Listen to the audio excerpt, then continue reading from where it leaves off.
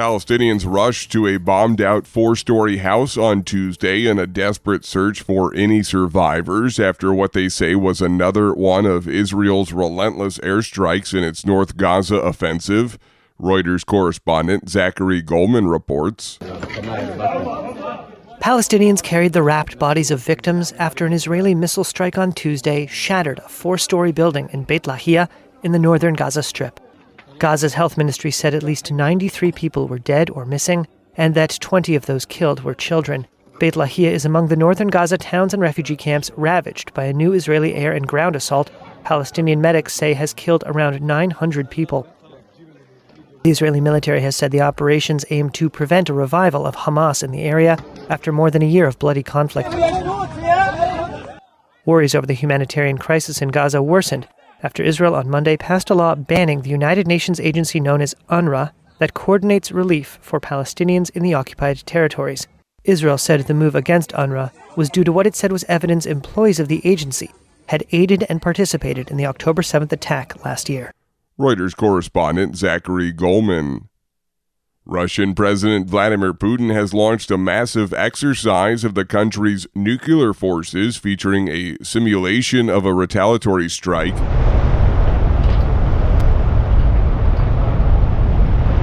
Putin said Tuesday's drills simulated using nuclear weapons and included practice launches of nuclear-capable ballistic and cruise missiles. Putin has repeatedly brought attention to Russia's nuclear arsenal as he seeks to deter the West from ramping up support for Ukraine. This is VOA News.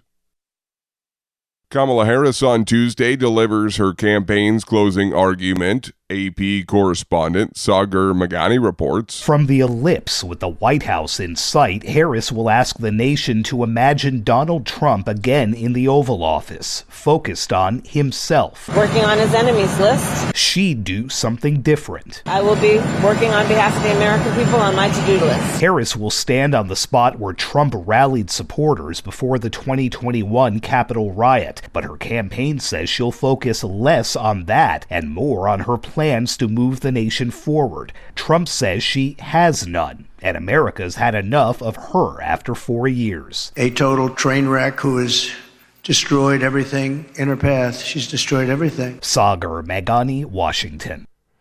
Chad's President Mohamed Idris Deby has launched a security operation to track and neutralize several hundred Boko Haram fighters who attacked and killed on Sunday more than 40 Chad government troops in the Lake Chad Basin shared by Cameroon, Nigeria, Niger, and Chad.